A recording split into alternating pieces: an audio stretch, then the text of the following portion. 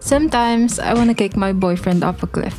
Finding a game we both enjoy, it's like trying to convince Lazel to be nice. Cockroaches are survivors, yet I do not congratulate them. I'm all about cozy vibes and decorating and farming, while his idea of fun is warming up on aim labs for 3 hours just to stay hard stuck on Valorant. His pastime is reading the wiki to optimize his damage just so he can speedrun the next boss. Somehow though, we found 10 games that actually kept us playing. Some you know, some you don't. We've put over 100 hours into many of these, so they're not just recommendations, they're battle tested. Let's kick things off with a banger. Baldur's Gate 3 is the most immersive game I've ever played. It just threw decision after decision at me. What did I want to look like?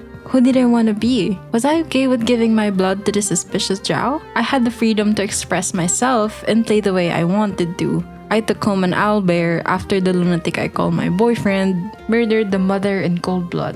I dated a hot vampire, talked to all the animals I came across, and shopped for dice and made myself look pretty. My boyfriend embraced the same freedom. He kept respecting to change his build. He would find cool ways to use spells inside and outside combat. And he just kept saying yes to every weird option the game thrust at him. Let the crazy bard fiddle with his eye? Check. Whipping from a cultist? Check. Demon hookup? Also check. If you're looking for a full-fledged AAA co-op campaign made with love and passion, you won't find anything like Baldur's Gate 3. It's accessible enough for me while being challenging enough for him. Turns out, we really love turn-based campaigns. So we found another one. More chill, way cuter, and honestly, just as addictive. Temtem is a childhood I never had. When you were playing Pokemon, I was studying the blade.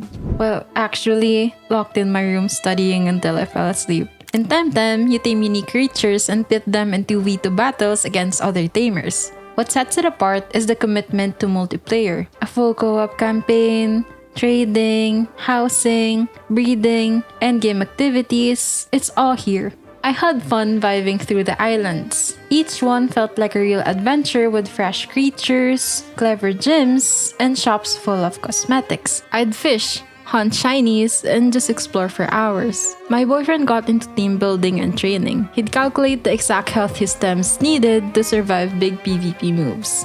It's not perfect though. We had to coordinate our teams to cover weaknesses, and sometimes he'd micromanage my turns to win. I didn't mind, but not every couple will be the same. The big con is that most endgame activities aren't co-op, so our momentum eventually died. If you're looking for something that lets both the casual collector and spreadsheet warrior have fun together, Temtem's a solid pick. Temtem is great and all, but my boyfriend figured it was time I stopped collecting and start slaying. The next game was my audition to become a real gamer. Monster Hunter Rise was an experiment by my boyfriend. If I could get good here, I would be ready to play any action game. Hate to say this, but turns out he's right. In Monster Hunter, you hunt big monsters to get better gear to hunt bigger monsters. It's good at teaching you all the fundamentals: dodging, stamina management, timing inputs, and controlling your camera. It's also accessible and straightforward. No stat allocations, builds aren't necessary until later, difficulty is spaced well, and the weapons are so different that even I could find something I enjoy. But the real stars are the monsters themselves. It was exciting to see how unique each of them was. Some are majestic, others are terrifying. Then, there's a winner. My boyfriend kept laughing at it, but I just felt bad because he was blind and soft. There aren't many negatives about Monster Hunter. The variety kept him from getting bored, and sometimes he would tease me about my choice of weapon. Personally, I felt like Levi flying through the air with my dual blades. His take was different. Weenie. What? But I'm not a weenie. You are indeed a weenie. If you want action that caters to both newbies and veterans alike, Monster Hunter will serve you well. Rise is the easiest to get into, but if you want the same action, easier, cuter, and a little goofier, check this one out. Rotwood is what my boyfriend should have let me play first. It keeps the emphasis on dodging and timing without weapons that drown you in combos. It borrows ideas from Monster Hunter like armor sets, gems with passives, weapon movesets, and challenging bosses. What really sets Rotwood apart is the roguelike flavor. I had a blast picking different power-ups and definitely had my favorites. My boyfriend, on the other hand, enjoyed the diverse maps and random modifiers. Rotwood gave me the moment I'd been waiting for, out-damaging my boyfriend. It was my ascension into a gamer he could respect, after a bit of denial, of course. What the fuck is going on here? You might look at this and think it's just a mindless beat-em-up. Make no mistake, this is a solid action title. The boss fights get hectic fast. You know what else is fast? Subscribing. It'll only take 3 seconds of your time, please. This doesn't have the same staying power as other games in this list, but it makes up for it with runs that only take 20 minutes. It's perfect to pick up once in a while or dive deep into. If you're into action but don't want something too sweaty, Rotwood is that perfect in between. Fun, fast, and surprisingly addicting. But if only one of you is into combat, then the next game would be a better fit. Enshrouded allowed me to live my domestic dreams. I would build and tend to my farm while my boyfriend was out and about, itching for a fight. It follows the classic survival formula. You explore, gather, and fight, then head home to craft, upgrade, and build. The strong point is the accessibility and polish. I especially appreciated the quest system. It gives you direction in a genre that's usually all chaos and freedom.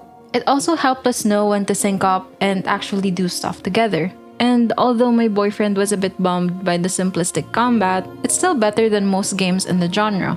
Plus, there's a flexible skill tree for progression, so it was enough to keep him playing. If you want a game with exploration, crafting, and light survival without being too punishing, Enshrouded is a surprisingly great pick for couples who like doing their own thing, but near each other. Speaking of survival games, there's one that means more to us than any other. Our first game together.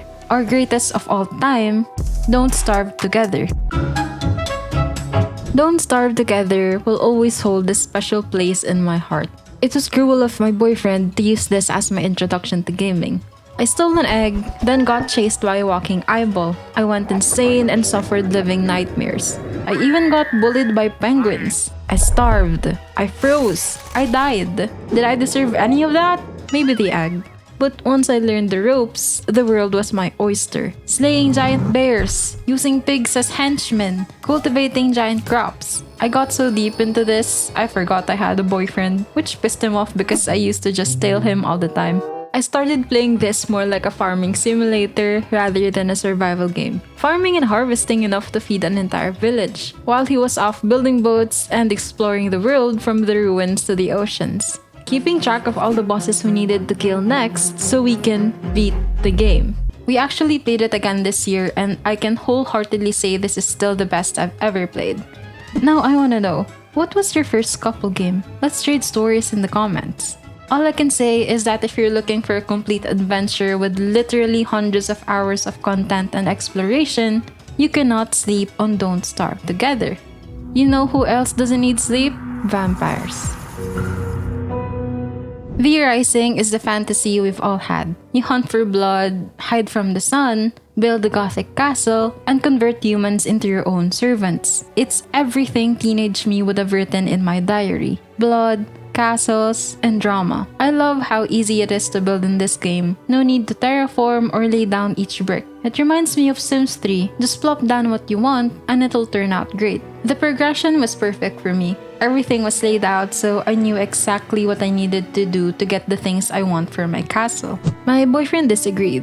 It was a little too linear for him. Fight the boss to unlock new stuff, craft the stuff to fight the next boss. Combat, which is supposed to be the highlight of this game, was just okay for us. To be fair, we haven't finished this yet because our castle got deleted after life got in the way. I was brokenhearted. But we recommend this all the same. It looks good, it's accessible, and the combat is simple with room for skill expression. We're sure a lot of you will love it. Up next is one of those "why has no one played this" kind of games. It took me months to convince my boyfriend to play Ship of Fools. He dismissed it as co-op for filthy casuals. But once he finally gave in, he got addicted. Ship of Fools is a cooperative roguelite where you man cannons, patch holes, and swat enemies off of your ship. All at once. And when I say cooperative, I mean actual teamwork. You need to communicate, coordinate, and occasionally yell when one of you forgets to reload. We've blamed each other more times than I can count. We'd both try and deflect the same hit, leaving us open to other shenanigans. The roguelite part's great too.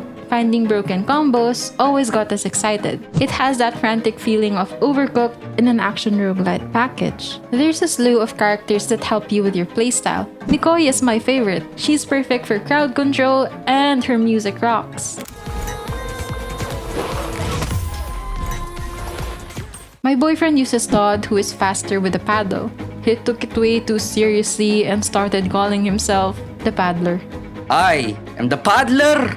We had so much fun that I was thinking of creating a separate video. Would you want to see that? If you're a couple who wants to work as a real team, Ship of Fools should be on your shortlist. But if you want to compete for kills instead, the next 2 games are all about looting and shooting. We have 150 hours in Borderlands 3 and we're still not done. This is the best co-op looter shooter we've ever played. We tried Tiny Tina's Wonderlands, hated it, and came crawling back to this. Fans of 2, don't come for me, but 3 moves way smoother, and you can slide. Nothing hits harder for me than the sound of legendary loot dropping. For my girly pops out there, it's like the first bite of ice cream during your period. My boyfriend had this fun trying different builds. He even stayed up one night to theorycraft one for me so I could keep up with him. We beat this 2 years ago and burnt out on it. Came back this year to get all achievements and instantly got hooked again. That's how good this is. I'm not gonna lie though, this ain't perfect. The main story is weak. There's way too much dialogue you can't skip, and Claptrap never shuts up. Want chaos, loot, and matching power trips? This is the co-op shooter. If you want a looter shooter you can hop in and out of, the next game might be the play. Gunfire Reborn may look a lot like Borderlands, but this ain't Borderlands. This is a roguelite looter shooter that goes heavy on its RPG. There are 12 distinct characters with each one having multiple viable builds. My boyfriend cycles through all of them because he's all about variety. Me? I'm loyal to my bunny. Fast guns, faster kills, no commitment issues. The roguelite is definitely the core of the game though. There are god runs where you just break the game with the right combination of upgrades, guns, and items. In the higher difficulties, you kinda have to invest yourself in the game to beat it. You actually need a plan here. We need a plan of attack! I have a plan. Attack. My vibes-only builds didn't make it far. It gets pretty complex that casuals might not be able to keep up. If you're looking to try out different guns in a roguelike package, definitely try Gunfire Reborn. For more game discoveries, co-op, hidden gems, and everything in between, hit subscribe. If it's worth playing, it's worth spreading. Oh, and don't miss Dice Gambit. Ciao!